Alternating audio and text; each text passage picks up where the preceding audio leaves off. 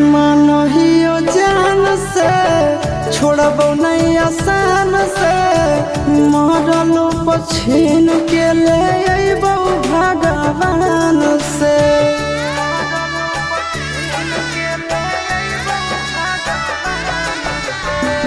मानहियो जान से छोड़बो नहीं आसान से मरलो पछीन के ले अइबो भगवान से। से मुँह मोड़ के मन से रानंदन से मुँह मोड़ के मत जइहे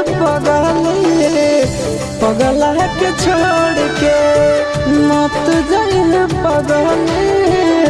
पगला के छोड़ के।